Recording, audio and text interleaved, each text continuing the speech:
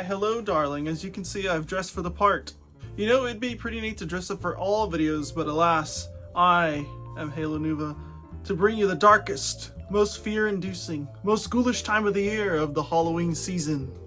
My personal favorite time of the year, and it may not seem like it, but I do love the season of horror, even if I've only seen a good handful of horror movies in my 22 years. Like, I bought the 9-movie collection of all the Saw movies for my birthday, and have yet to watch any one of them. Anyway, now for the reason why you're even here. October is going to be experimental, and none other to show what I mean than with a famous hostess. No, not the Twinkie. Elvira, Mistress of the Dark, is the powerhouse that is horror movie marathon hosts, and it's not like I could think of any others, cause she's the best at what she does, and why need another when this is what the best is? To commemorate 40 years... Oh, you too? Cool. To commemorate 40 years of Elvira's existence, there have been some figures made by NECA like today's review. The NECA 40th Anniversary Elvira figure is pretty much the end-all be-all figure if all you care about is the classic look. As for me, I didn't know there was other figures besides the Christmas and Pride outfits, but that's on me cause no shit they would do her classic look. That's like toy company MO. The figure is pretty sweet, although you do need a stand to, well, stand, unless it's a vanilla pose, or hope gravity doesn't strike when she's in a pose because she's in heels and very top heavy. Just from the head alone being full on plastic. Know what I mean?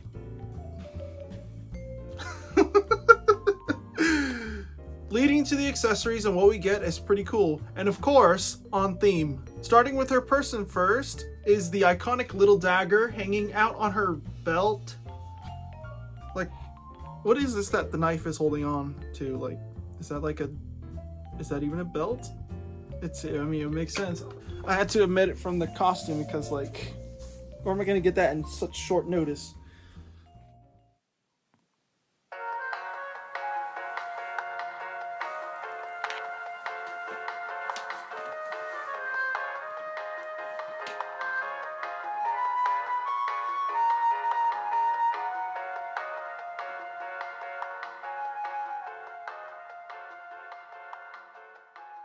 Next is the chalice that is amazingly sculpted with the skull motif surrounding the chalice itself. Not to mention the snake slithering its way on the lower section. On top of that is this green smoke effect to insinuate that this drink may be more than just a celebratory drink. I guess you could say there's more than meets the eye.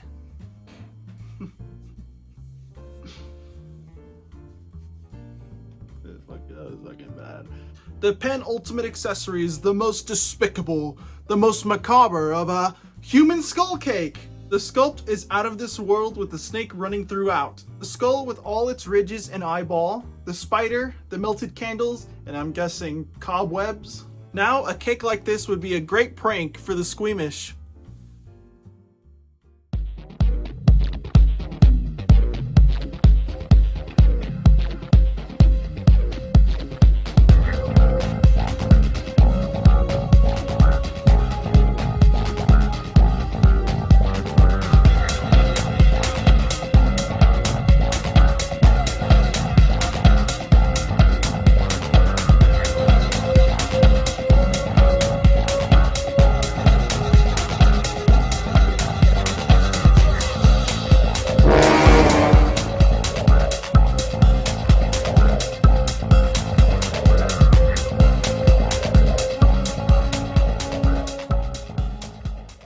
The head sculpt out of the box is pretty good and has a pretty good likeness to Cassandra Peterson herself, which I can't say for McCready compared to Kurt Russell. This face depicts a pretty neutral expression, which is fine. So, instead of alternate heads like, say, Marvel Legends, Elvira has swappable faces, which is a worry-free way of not loosening the ball peg in her neck at all.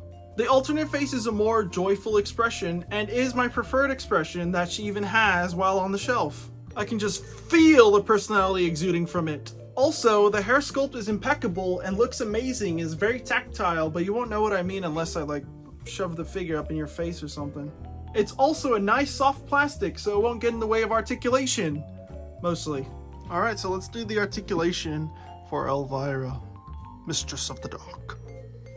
So starting with the head, it's on a double ball peg, so ball joint into the head, ball joint into the neck, and she can't look up, like at all.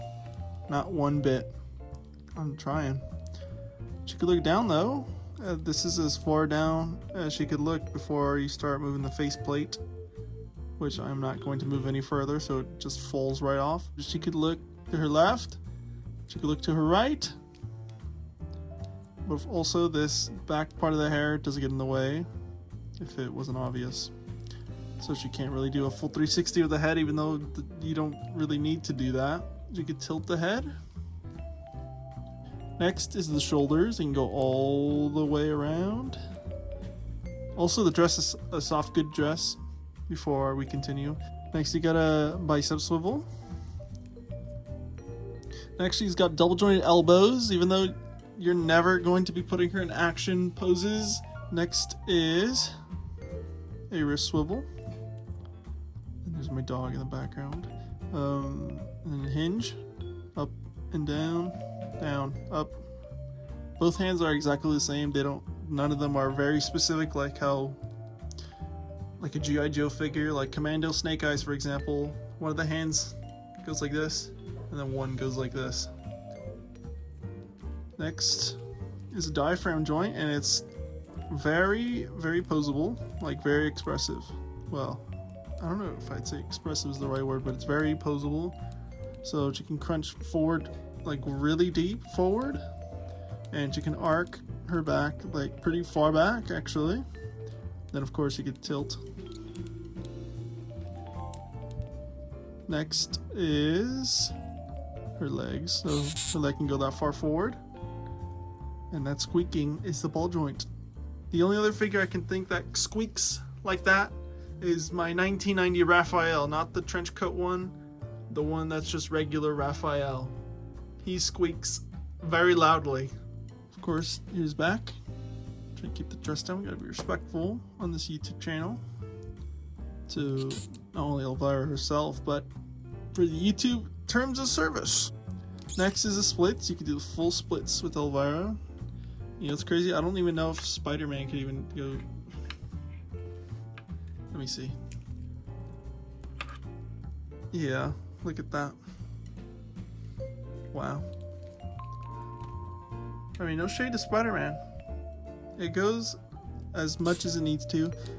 I think just due to how the figure's engineered, like with the sculpting or whatever, like for the articulation, just allows that to be possible. Also, because literally underneath this soft goods dress is just literally a base body.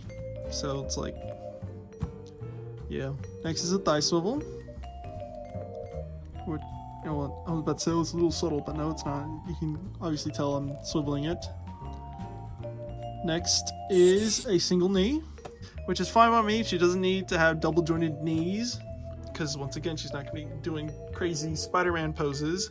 Next is the feet, where you got an ankle. Well, it's not really a tilt, it's more of a swivel, and then a hinge. It kind of hinges forward, and then hinges back. Like I said, that's it. The articulation is crazy expressive for a figure that essentially is just going to stand there. I mean, of course you do like a cool just standing there pose or whatever, like you're all doing right now as I talk. So yeah, it's not, the articulation is like definitely surprising for sure. Like, she doesn't need all that articulation, but who cares that she does have it, because it's like, why not go all out? It's like your one and done Elvira figure. Why not go all out and give her crazy articulation in some places for some reason? So let's move on to the next thing of the video. Also, I just realized that you can see the Hulkbuster's arm, because like he's literally right here. Well, darling, that is the NECA 40th Anniversary Elvira Mistress of the Dark figure. As a pretty casual Elvira fan, well, kinda casual, this is pretty much it for me, because as you can see, this is her 24/7 outfit. It's like wanting a classic suit Spider-Man. I know I just said that this figure is pretty much it for me, but I lied, because Commando and Holiday Elvira exist, but until I get those figures, which I don't know when. You know what, let's not worry about that right now, because this figure pretty much satisfies the hunger there is for an Elvira figure, even though I didn't know about this figure till the day I bought it at Target. Who knows how long at this point. So, creative exercises, huh? October is going to be a month of experimenting, so let's see it to the end and be spooky themed either directly or indirectly. Anyways, that's another video in the books. I'll see you in the next video, whatever and whenever it may be, because making videos is an interesting hobby.